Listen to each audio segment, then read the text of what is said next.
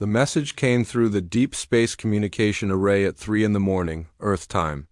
Commander Jake Morrison was drinking his third cup of coffee in the Military Communications Center when the red warning lights started flashing. The sound that followed made everyone in the room freeze. It was not human. The voice that spoke through the speakers was deep and musical, like wind chimes made of metal. Behind it came clicking sounds and what seemed like whispers. Jake had heard alien voices before, but this was different. This was desperate. "People of Earth," the voice said in careful English, "we are the Galactic Defense Coalition. We represent 12 worlds and 17 billion lives. We need your help." Jake set down his coffee cup and leaned forward. In his 15 years of military service, he had never heard an alien ask humans for help. Usually they acted like Earth was a small, backward planet that barely mattered. The alien continued speaking. "We face total destruction from an enemy we cannot defeat. The Void Swarm has consumed 7 star systems. Our fleets are broken. Our weapons are useless. We have lost hope." The transmission showed images that made Jake's stomach turn. Massive black ships that looked like metal insects were tearing apart space stations. Planets turned gray and lifeless as the swarm passed over them. Alien cities burning. Refugees fleeing in ships that looked too small and too slow. "We have sent this message to every world in the galaxy," the voice said. "Most have already fallen. Silent. Others have refused to help. Earth is our last hope." Jake looked around the room. The other officers were staring at the screens with wide eyes. Nobody spoke. The images kept playing, showing the destruction moving closer to Earth's part of the galaxy. "Please," the alien voice said, and Jake could hear the fear in it. "Send whatever help you can. We will be grateful for any assistance." The transmission ended. The room fell silent, except for the hum of computers and the distant sound of traffic outside the building. "Well," said Lieutenant Ben Hayes, the communications officer, "that was interesting." Jake picked up his coffee cup again, but his hand was shaking slightly. He had seen war before. He had fought in the Titan mining wars where men died in the cold of space. But this was different. This was about the survival of entire civilizations. "Sir," Hayes continued, "what do we do?" "We pass it up the chain," Jake said. "This is way above our level." But even as he said it, Jake knew something was wrong. The Coalition had asked every world in the galaxy for help. That meant they were desperate beyond measure. And if this Void Swarm was as dangerous as they claimed, Earth might be next. The next morning, Jake was called to a meeting he had never expected to attend. The room was full of generals and admirals, people with more stars on their uniforms than Jake had ever seen in one place. At the head of the table sat General Patricia Wells, the head of Earth's Space Defense Force. "Morrison," she said without looking up from her papers. "You were on duty when the message came in?" "Yes, ma'am. Tell me what you thought." Jake had learned long ago to be honest with superior officers. "I thought they were telling the truth, ma'am." They sounded scared. General Wells nodded. "Our analysis agrees. The Coalition is facing something they cannot handle. The question is what we do about it." And Admiral Jake did not recognize spoke up. "We have to help them. If this Void Swarm is as dangerous as they say, they will come for Earth eventually." "With what?" asked another general. "Our entire space fleet is maybe 50 ships. The Coalition has thousands. If they cannot win, what can we do?" "We do what humans do best," General Wells said quietly. "We think different." She stood up and walked to a large screen on the wall. With a touch of her finger, it showed a star. "Map?" Jake could see Earth small and blue at the edge of the galaxy. Far away, red marks showed where the Void Swarm had been spotted. "Every other species in the galaxy fights the same way," General Wells continued. "Big fleets, advanced weapons, complicated strategies. It has not worked. Maybe it is time to try something new." "What do you mean?" asked the Admiral. "I mean we send them exactly what they do not expect." General Wells touched the screen again. Now it showed a single ship, much smaller than the massive alien vessels they had seen in the transmission. "The UES Defiant," she said. "One ship, 200 crew members. No massive weapons, no advanced technology. Just humans being humans. The room erupted in arguments. Jake heard words like suicide and impossible and waste of lives. But General Wells held up her hand for silence. "Commander Morrison," she said, and Jake felt his heart stop. "You are going to lead this mission, ma'am?" Jake managed to say. "You heard the message first. You understood what it meant. The Coalition asked for help, and we are going to give it to them. But we are going to do it our way." Jake felt like the room was spinning. "Ma'am, I'm just a commander. Shouldn't this mission go to someone with more experience?" General Wells smiled, and it was not a kind smile. "Morrison, you have fought in 3 conflicts. You have never lost a battle. You think fast and you adapt quickly. Most importantly, you understand that sometimes the best solution is not the obvious one." She walked over to Jake and put a hand on his shoulder. "The Coalition expects us to send a fleet. They expect advanced weapons and complicated plans. Instead, we are sending you 1 ship, 200 people, and the one thing that has kept humanity alive for thousands of years." "What's that, ma'am?" "The ability to look at a problem and find a solution nobody else thought of." Jake left the meeting with orders that made no sense and a mission that seemed impossible. He was to take the Defiant, a small frigate with basic weapons and simple armor, and help an alien coalition save the galaxy. The ship was waiting for him at Luna Station, orbiting Earth's moon. It was not impressive to look at. Compared to the massive alien vessels he had seen in the transmission, the Defiant looked like a toy. But as Jake walked through its corridors, he saw something the aliens did not have. Flexibility. The Defiant was not built for one purpose. Every room could be changed. Every system could be modified. Every weapon could be adjusted. It was a ship, designed by humans for humans. And that meant it was designed to adapt. His crew was already assembled. Dr. Lisa Park, the science officer, was young but brilliant. She had a gift for understanding alien technology and finding ways to make it work with human systems. Sergeant Alex Carter led the Marine unit. He was tough and smart, and he had a reputation for winning fights that should have been impossible. Captain Nina Brooks would pilot the ship. She was a former test pilot who could make any ship do things it was not designed to do. The rest of the crew were volunteers, all of them knowing they were probably flying to their deaths. "Commander," Dr. Park said as Jake toured the ship, "do you really think we can make a difference?" Jake looked out a window at the stars. Somewhere out there, alien civilizations were dying. Somewhere out there, a swarm of creatures was destroying everything in its path, and Earth was sending one small ship to stop it. "I don't know," Jake said honestly, "but I know one thing. The Coalition tried to fight this enemy the way they always fight. It didn't work. Maybe it's time to try something different." The Defiant launched 3 days later. As it left Earth's orbit, Jake stood on the bridge and watched his home planet grow. Smaller.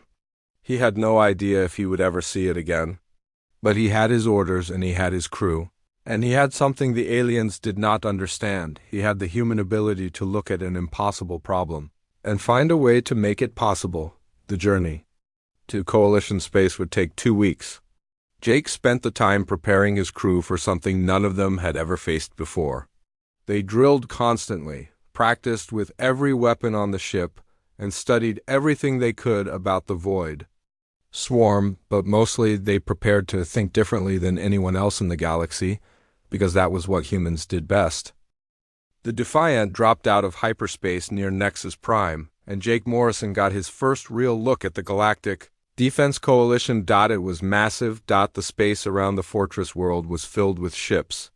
Not dozens or hundreds, but thousands. Jake had never seen so many vessels in one place. They came in shapes he could barely understand. Some looked like crystals that had been stretched into ship form. Others were smooth and curved like sea creatures. A few looked like they were made of pure light. "My God," Captain Nina Brooks whispered from the pilot's seat. "Look at the size of that thing." She was pointing at a ship that had to be 20 miles long. Its hull was covered in what looked like scales, and weapon ports ran along its sides like windows on a building. Next to it, the Defiant looked like a rowboat next to an aircraft carrier. "Incoming transmission," Lieutenant Ben Hayes announced. "It's from Coalition Command." The main screen flickered and an alien face appeared. It was reptilian, with yellow eyes and skin that looked like leather. When it spoke, its voice was cold and formal. "Human vessel, this is Admiral Vorthak of the Saurian Fleet. You are late." Jake stepped forward. "This is Commander Morrison of the Earthship Defiant. We came as soon as we received your message." Admiral Vorthak's eyes narrowed. "Your message said Earth would send assistance. Where is your fleet?" "This is our assistance," Jake said. "The Defiant and her crew." For a moment, the alien admiral said nothing. Then he made a sound that might have been laughter, but it was not friendly. "You are joking," Vorthak said. "One small ship? 200 humans? This is your contribution to saving the galaxy?" "Yes, sir." The admiral's image flickered as he turned to speak to someone off-screen. Jake could not hear the words, but he could hear the tone. It was not complimentary. "Very well," Vorthak said when he turned back. "Proceed to coordinates 7 to 7 Alpha. You will be assigned to rear guard duty. Try not to get in the way." The transmission ended. The bridge of the Defiant was quiet for a moment. "Well," Sergeant Alex Carter said from his position near the weapons console, "that went well." Jake had expected this reaction. The Coalition had asked for help, but they had expected massive fleets and advanced weapons. Instead, they got one small ship with basic technology. He could not blame them for being disappointed. "Take us to those coordinates," Jake told Nanya. "Let's see what we're up against." The Defiant moved through the Coalition fleet toward their assigned position. As they passed the other ships, Jake got a better look at the alien technology. It was impressive and frightening at the same time. Dr. Lisa Park was studying the readings on her instruments. "Commander," she said, "some of these ships are reading energy signatures I've never seen before. That crystal ship over there is putting out more power than our entire planetary defense grid." "What about weapons?" Jake asked. "Incredible," Dr. Park replied. "I'm seeing particle beams, quantum torpedoes, matter disruptors. Some of these weapons could crack a planet in half." Jake nodded. If the Coalition had all this firepower and still could not defeat the Void Swarm, then humanity was facing something truly dangerous. Their assigned position was at the edge of the formation, far from the main battle groups. It was clearly meant to keep them out of the way. As the Defiant settled into position, Jake called a meeting of his senior staff. "Opinions?" he asked when they were all gathered in the briefing room. "They don't want us here," Carter said bluntly. "They think we're a waste of space. Can you blame them?" Dr. Park asked. "Look at what they have compared to us. We're bringing knives to a laser fight." Captain Brooks leaned back in her chair. "Maybe that's not such a bad thing.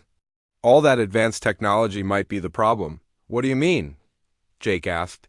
"I've been watching their ship movements," Nina said. "They're very precise, very predictable. Everything is planned down to the second. It's like watching a dance that's been rehearsed 1,000 times.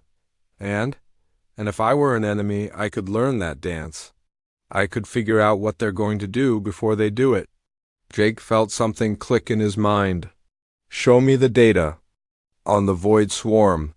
Dr. Park pulled up the files on the main screen. The images showed the same black, insect-like ships they had seen in the original transmission. But now Jake was looking at them differently. "Look at the attack patterns," he sighed. "In the first battle, the swarm lost heavily. But in each battle after that, they adapted, they learned." "That's what the Coalition reports say," Dr. Park agreed. "The swarm seems to study their enemies and find ways to counter their tactics." "What if that's exactly what they do?" Jake asked. "What if they're designed to learn from advanced civilizations and find ways to defeat them?" Carter frowned. "You're saying they're too smart for their own good?" "I'm saying they might be too smart for the Coalition's good," Jake replied. "Every species in this fleet fights the same way. Big ships, advanced weapons, complex strategies. If the swarm can learn to counter that, then more of the same won't help. But we don't have advanced weapons, Dr. Park pointed out. Exactly. Jake stood up and walked to the window. Outside, he could see the massive coalition fleet preparing for battle. Thousands of ships, millions of beings, all following the same basic approach to warfare. Ben, he said to the communications officer, I want you to start monitoring all coalition communications. Everything. Battle plans, tactical discussions, casual conversations. I want to know how they think. Sir, that might be considered spying. It might be considered survival. Do it. Over the next few days, the Defiance crew learned more about their allies. The coalition was made up of 12 different species, but they all approached warfare in similar ways. They relied on superior technology, overwhelming firepower, and carefully planned strategies. Dr. Park spent her time studying the alien technology around them. It's fascinating, she told Jake. Their weapons are incredibly advanced, but they're also very specialized. Each one is designed for a specific purpose. What about our weapons? Jake asked. Basic kinetic rounds, simple explosives, conventional missiles. Compared to what they have, we might as well be throwing rocks. Maybe that's not such a bad thing, Carter said. He had been listening to the conversation from across the room. Rocks are hard to predict. You can throw them in a lot of different ways. Jake was beginning to understand something important. The coalition fought like a symphony orchestra, with every instrument playing its assigned part. But humanity fought like a jazz band, making it up as they went along. Carter, Jake said, I want you to start planning some unauthorized reconnaissance missions. Take a small team and get close to the swarm positions. But don't follow any standard procedures. Use your own judgment. Sir, that's against coalition orders. I'm not asking you to follow coalition orders. I'm asking you to follow mine. Carter grinned. Now you're talking my language. While Carter planned his missions, Dr. Park continued studying the captured swarm technology the coalition had provided. She made a discovery that changed everything. Commander, she said, bursting into Jake's quarters at midnight. I found something. Jake was already dressed and alert. Military life had taught him to sleep lightly. What is it? The swarm isn't just adapting to weapons and tactics, Dr. Park said. They're learning the entire technological base of each species they fight. Look at this. She showed him data on her tablet. The numbers and charts meant nothing to Jake, but her explanation was clear. Every time the swarm encounters a new type of energy weapon, they don't just defend against it. They learn how to build it themselves. They're not just adapting, they're evolving. How fast? Jake asked. Fast. According to this data, they can fully counter most coalition weapons within hours of first contact. Jake felt a chill run down his spine. What about our weapons? That's the interesting part, Dr. Park said. Our technology is so different from theirs that I'm not sure they would know how to process it. We use chemical explosives, kinetic energy, simple mechanical systems. It's like they're studying quantum physics and we're handing them a stone axe. A stone axe can still kill you, Jake said. Exactly. The next morning brought news that made Jake's blood run cold. The Void Swarm had been spotted moving toward the coalition fleet. They would arrive within 3 days. Admiral Vorthok called a meeting of all ship commanders. Jake attended, though he suspected he was only invited out of politeness. The alien admiral's briefing was thorough and professional. The coalition would form a defensive line and engage the swarm with maximum firepower. Each species would contribute their most advanced weapons. The battle plan was complex and detailed. It was also exactly what Jake expected the swarm to counter easily. Questions? Admiral Vorthok asked when he finished. Jake stood up. Admiral, what if the swarm has already learned to counter these tactics? Impossible, Vorthok replied. We have modified our strategies based on previous encounters. But the modifications are still based on the same principles, Jake said. Advanced technology, superior firepower, coordinated attacks. What if we tried something completely different? The room fell silent. Jake could feel dozens of alien eyes staring at him. Commander Morrison, Admiral Vorthok said in a voice like ice, You represent the smallest contribution to this effort. Perhaps you should focus on following orders rather than giving strategic advice." Jake felt his face flush. The Void Swarm arrived exactly when the Coalition predicted it would. Jake Morrison watched from the Defiance Bridge as thousands of black ships dropped out of hyperspace at the edge of the Kepler Nebula. Even from this distance, they looked wrong. "My God," Captain Nina Brooks whispered. "There are so many of them." She was right. The swarm ships stretched across space like a dark cloud. They moved together in perfect formation, flowing like liquid metal through the void. There had to be tens of thousands of them. "How big is that lead ship?" Sergeant Alex Carter asked. Dr. Lisa Park checked her instruments. 25 miles long, maybe 30. It's hard to get exact readings through all that interference. Jake studied the enemy formation. The swarm ships looked like a mix of machine and living creature. Their hulls were black and smooth, but they pulsed with veins of red light. Some had wings like insects. Others had tentacles that writhed through space.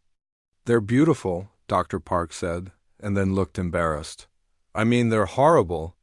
But the way they move together, it's like watching a school of fish."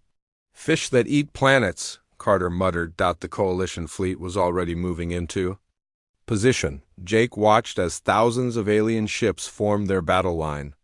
It was impressive. The crystalline Zephyrian vessels took the center, their energy weapons glowing like small suns. The Saurian fleet moved to the right flank, their massive ships bristling with missile launchers. On the left, the Mentari ships floated like silver clouds, their mental weapons invisible but deadly. "All ships, this is Admiral Vorthak," came the voice over the communication system. "Prepare for a coordinated attack. Fire on my signal." The Defiant hung back with the reserve forces far from the main battle. Jake had protested this assignment, but the Coalition commanders had been firm. Earth's contribution was too small and too primitive to be trusted with frontline combat. "Commander," Lieutenant Ben Hayes said from his station, "I'm picking up some strange readings from the swarm ships." "What kind of readings?" "They're scanning us, all of us. It's like they're studying every ship in the Coalition fleet." Jake felt a chill. "Are they scanning us too?" Hayes checked his instruments. "No, sir, they seem to be ignoring us completely." That made sense. The Defiant was so far back and so small that the swarm probably did not consider it a threat. But Jake wondered if there was another reason. "Dr. Park," he said, "are you recording everything?" "Yes, sir. Every energy signature, every movement pattern, every weapon discharge. If we survive this, we'll have the most complete battle record in history." "When we survive this," Jake corrected, "the battle began with a light show that could be seen across the galaxy." The Coalition opened fire with everything they had. Energy beams that could melt asteroids lanced across space. Quantum torpedoes that could tear holes in reality streaked toward the swarm. Matter disruptors that could turn solid metal into gas reached out like invisible fingers. For a moment, it looked like the Coalition might win. The front rank of swarm ships exploded in brilliant flashes. Debris scattered across space. The dark formation wavered. "They're breaking!" Someone shouted over the communication channel, but Jake was watching his instruments, and he did not like what he saw. "Dr. Park, are you getting energy readings from the swarm?" "Yes, sir." "They're off the charts. It's like they're absorbing the energy from the Coalition weapons." As they watched, the swarm ships began to change. The holes in their formation filled as new ships moved forward. But these new ships were different. They glowed with the same energy signatures as the Coalition weapons. "They're copying our weapons," Dr. Park said in horror. The swarm fired back. Energy beams identical to the Zephyrian weapons cut through Coalition ships like paper. Quantum torpedoes that looked exactly like the Mentari weapons tore apart the alien formations. In minutes, hundreds of Coalition ships were destroyed. "This is impossible," Admiral Vorthak's voice crackled over the communication system. "They cannot adapt this quickly." But they were adapting. Jake watched as the swarm ships changed their formation to match the Coalition tactics. They began using the same coordinated attack patterns, the same defensive strategies, the same weapons. "They're fighting like us," Carter said. "They're using our own tactics against us." "No," Jake said. "They're fighting better than us. They learned everything we know, and they're using it perfectly." The battle turned into a slaughter. The coalition ships were fighting enemies that knew every move they would make before they made it. The swarm had studied their technology and copied it. They had learned their tactics and improved on them. "All ships, fall back to secondary positions," Admiral Vorthak ordered. But his voice was shaking. The secondary positions lasted 10 minutes. The swarm had already adapted to the coalition's backup plans.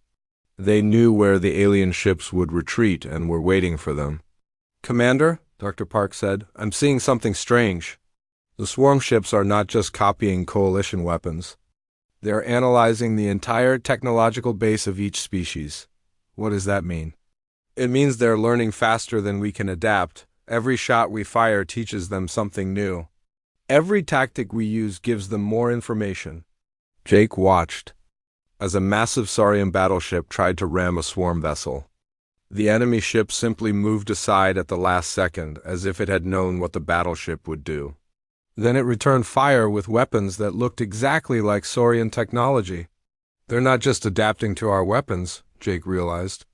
"They're adapting to our thinking." "Sir?" Hayes asked. "Look at the pattern." The swarm learns how each species fights, then they use that knowledge to predict what they'll do next. They're not just copying technology. They're copying the entire military philosophy of each race.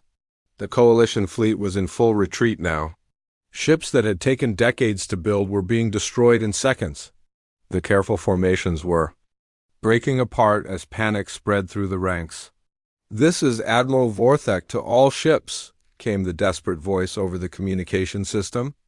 "We are falling back to the Nexus defense line. All ships, retreat immediately." Jake watched as the mighty coalition fleet ran for their lives. Thousands of ships that had seemed invincible just hours before were now fleeing from an enemy that had learned to fight exactly like them. "Commander," Carter said, "what are your orders?" Jake looked at his small crew. They were scared, but they were still at their posts. They were still following orders. They were still human. "We're going to do what humans do best," Jake said. "We're going to do something unpredictable." "Sir?" Nina asked. "Take us toward the swarm, but don't follow any standard approach patterns. Use your own judgment." "Commander," Dr. Park said, "that's suicide. They'll destroy us in seconds." "Will they?" Jake asked. "They've been studying advanced alien technology for hours. They've learned to counter energy weapons, quantum torpedoes, matter disruptors. But what have they learned about chemical explosives and kinetic rounds?" The bridge fell silent as his crew understood what he was saying. "Our weapons are so primitive that they might not know how to defend against them," Carter said. "Exactly. And our tactics are so chaotic that they might not be able to predict them." Jake turned to his crew. "The coalition tried to fight the swarm like a civilized military force. They used advanced technology and careful planning. It didn't work. Maybe it's time to fight like barbarians." Nina's hands were already moving over her controls. "Where do you want to go, Commander?" "Find me a small group of swarm ships, something we can handle." "And Nina?" "Yes, sir?" "Don't fly like a military pilot. Fly like a human." The Defiant broke away from the retreating coalition fleet and headed toward the advancing swarm. Jake watched as his small ship moved through the debris of the battle. Pieces of destroyed coalition vessels floated past them like metallic snow. "Contact," Hayes reported. 3 swarm ships moving in formation toward the retreat route. "Perfect," Jake said. "Carter, load conventional warheads. Dr. Park, shut down all advanced systems. I want us running on the most basic technology possible." "Sir, that will make." "U.S. sitting ducks?" Dr. Park protested. "No," Jake said. "It will make us something the swarm has never seen before. Something they're not prepared for." The 3 swarm ships detected the Defiant and began to change course. They moved with the same perfect coordination Jake had seen throughout the battle. Their weapons powered up, energy signatures matching the coalition technology they had copied. "They're scanning us," Hayes reported, "but the readings are strange. It's like they're confused." "Good," Jake said. "Nina, attack pattern random. Don't think about it. Just do whatever feels right." Captain Brooks nodded and sent the Defiant into a wild spiral that no computer could have calculated. The ship twisted and turned through space like a dancer making. Up moves on the spot. The swarm ships fired their copied energy weapons. The beams passed harmlessly through the space where the Defiant should have been according to every military manual ever written. "Return fire," Jake ordered. The Defiant's conventional weapons launched simple chemical explosives toward the swarm ships. The enemy vessels tried to defend themselves with energy shields designed to stop advanced weapons. The primitive explosives passed right through and detonated against their hulls. One of the swarm ships exploded. The other two seemed to hesitate, as if they could not understand what had just happened. The Kepler Nebula had become a graveyard. Thousands of coalition ships floated dead in space, their hulls torn apart by weapons that had once been their own. Jake Morrison stood on the bridge of the Defiant, watching the debris field that had been the galaxy's greatest fleet just hours before. "Commander," Dr. Lisa Park called from her station, "I'm detecting coalition survivors in that wreckage." Jake looked where she was pointing. A section of what had been a massive Zephyrian crystal. Ship was still intact, its emergency lights flashing weakly in the darkness. "How many?" he asked. "Maybe 30. Their life support is failing." Jake made a decision that would have surprised Admiral Vorthok. "Nina, take us in. We're going to rescue them." "Sir," Sergeant Alex Carter said, "that's not our mission." "Our mission is to help the coalition," Jake replied. "And that includes keeping their people alive." Captain Nina Brooks guided the Defiant through the debris field with careful precision. The wreckage was thick here, and one wrong move could tear their hull apart. But Nina had always been good at flying through impossible spaces. "Docking bay is sealed," Dr. Park reported, "but I can get us close enough to use the rescue pods." 20 minutes later, they had pulled 37 Zephyrian survivors from the wreckage. The aliens were tall and thin, with skin that looked like polished crystal. They moved slowly, still in shock from watching their fleet destroyed. "I am Sub-Commander Keflin," their leader said in accented English. "We are grateful for your assistance." "Commander Morrison," Jake replied. "Earth vessel Defiant." Keflin's crystal eyes widened. "You are the humans. The ones who sent only one ship. That's us." "We watched your engagement with the swarm vessels," Keflin continued.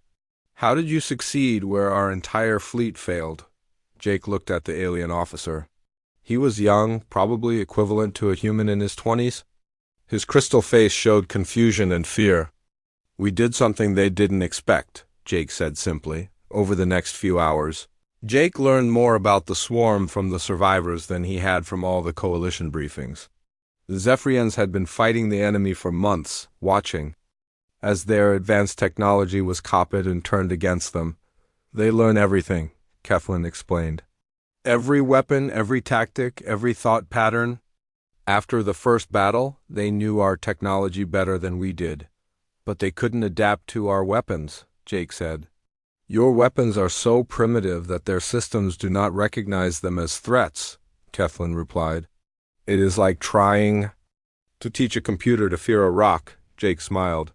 "Sometimes a rock is exactly what you need." While the survivors rested, Jake called his senior staff together. They had work to do. "We need to think like humans," he told them. "Not like military officers, not like members of an advanced civilization. Like humans." "What do you mean?" Dr. Park asked. "I mean we need to be unpredictable, chaotic, random. Everything the swarm can't understand." Carter leaned forward. "You want us to fight dirty. I want us to fight human." Jake turned to the main screen, which showed the tactical situation. The swarm was advancing toward the coalition's core worlds. They had 3 days, maybe 4, before the enemy reached the first populated system.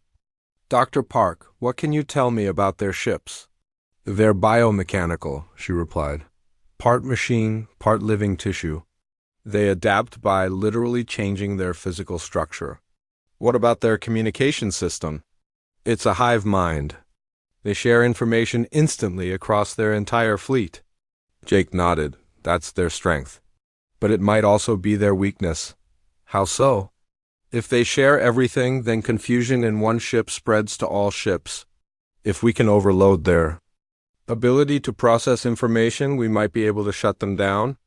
Lieutenant Ben Hayes looked up from his station. Commander, I've been analyzing the swarm communication patterns.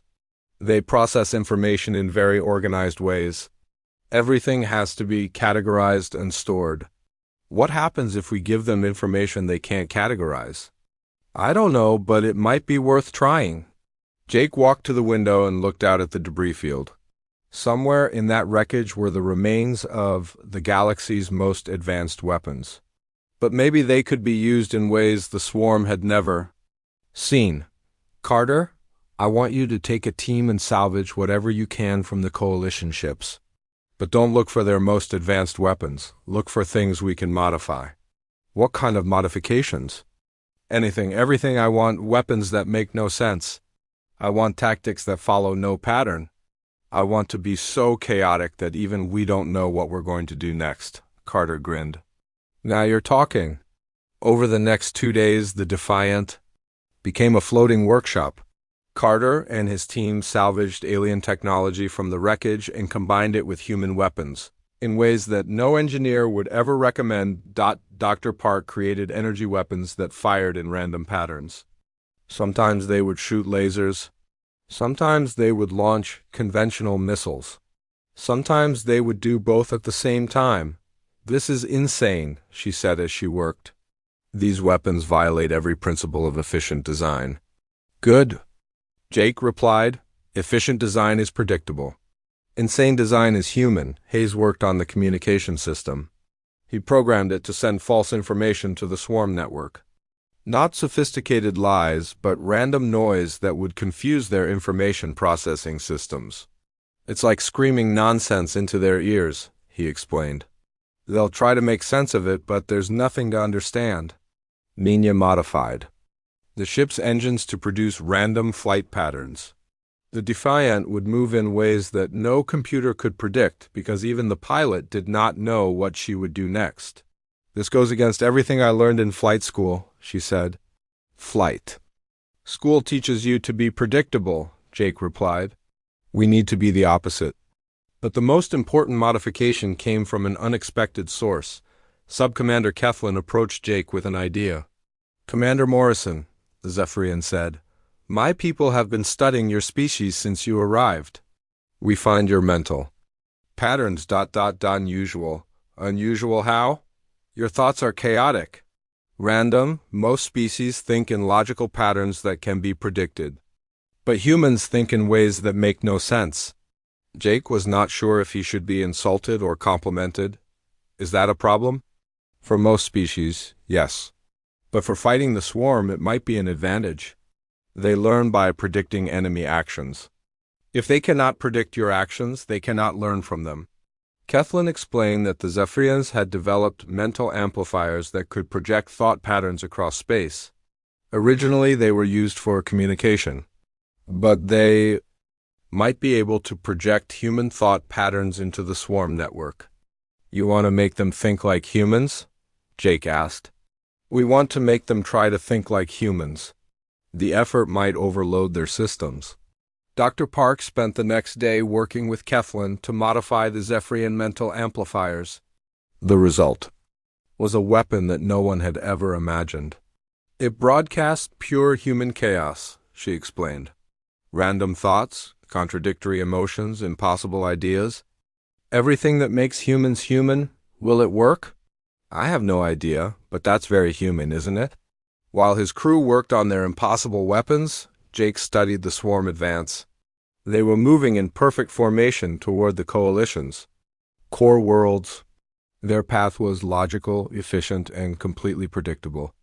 They're following standard military doctrine, he told his staff. They're doing exactly what any advanced civilization would do. Which means? Carter asked. Which means they won't expect us to do something stupid.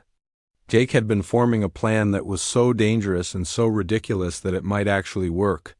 The swarm was advancing with their main fleet, leaving only a few ships to guard their rear. Those ships would be expecting an attack from the coalition's remaining forces. They would not be expecting one small human ship to attack their command vessel. You want to do what? Dr. Park asked when Jake explained his plan. I want to attack their flagship, the big ship that's controlling the entire swarm. That's suicide. No, that's human. We're going to fly straight at the most dangerous ship in the galaxy and attack it with weapons that make no sense. The bridge fell silent. Jake looked at his crew, these humans who had volunteered to fly into space with primitive weapons and impossible odds. The coalition tried to fight the swarm with logic and advanced technology, he said. It didn't work. The swarm learned everything they knew and used it against them. So we fight them with chaos and primitive weapons? Nina asked. We fight them with humanity. We do things that make no sense. We use weapons that shouldn't work. We follow tactics that no military academy would teach. Jake turned to look out. At the stars. The galaxy is full of logical species with predictable thought patterns. But there's only one species that looks at an impossible problem and says, "Hold my beer," Carter laughed. When do we leave? Now the swarm is expecting the coalition to regroup and attack with whatever ships they have left. They're not expecting us to attack with whatever we can throw together. As the Defiant prepared to leave the debris field, Jake sent a message to the surviving coalition forces. It was short and to the point. This is Commander Morrison of the Earth vessel Defiant. We are going to attack the swarm command ship. We don't know if this will work, but we're going to try anyway. If you want to help, follow our lead. Don't think like soldiers. Think like humans. The Void Swarm command ship was larger than anything Jake Morrison had ever seen. It stretched across space like a black mountain, its surface covered in red veins that pulsed with alien energy. Smaller ships orbited around it like insects around a hive. That thing is the size of a small moon, Captain Nina Brooks said from the pilot's seat. Are we really going to attack it?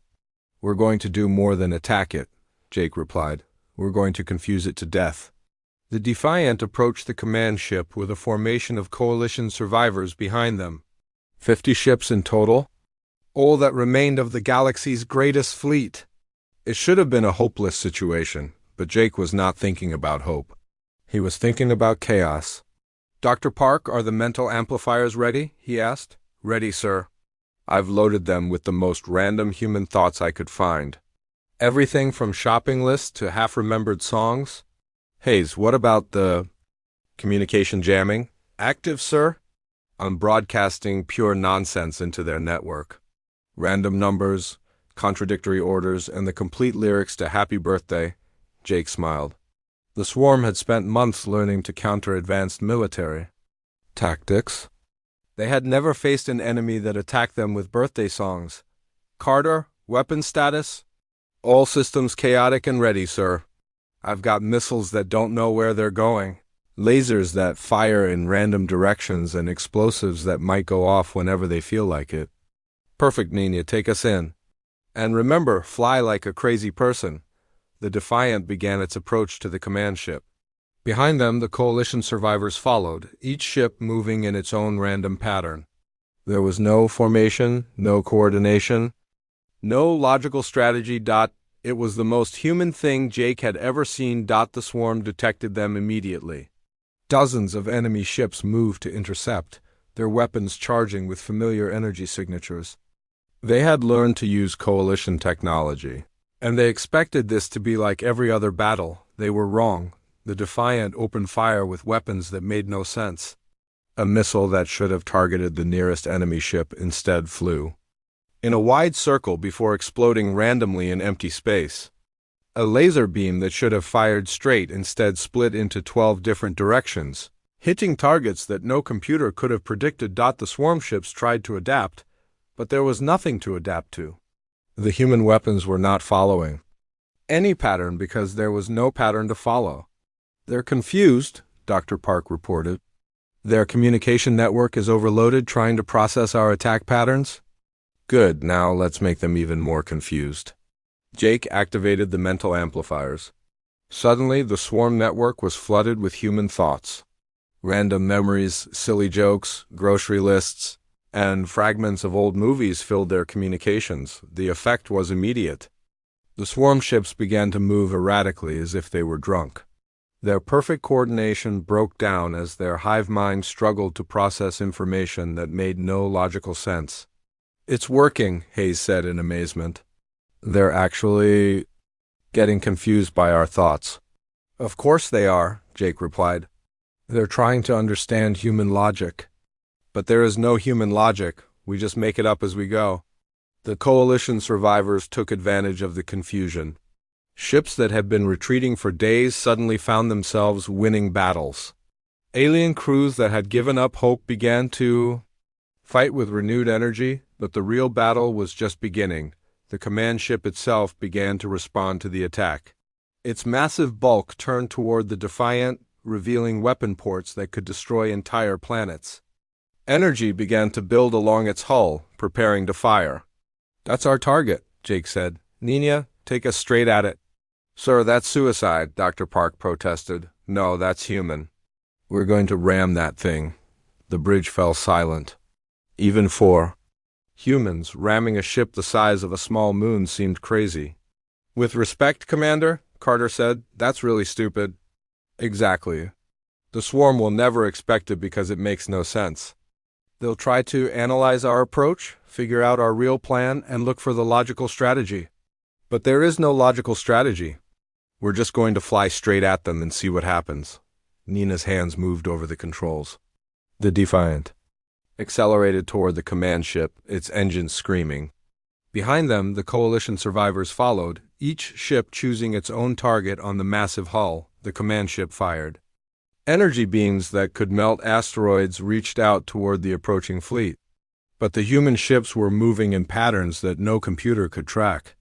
They twisted and turned through space like dancers, each pilot making decisions based on instinct rather than training. Most of the enemy fire missed completely. We're getting close, Nina reported.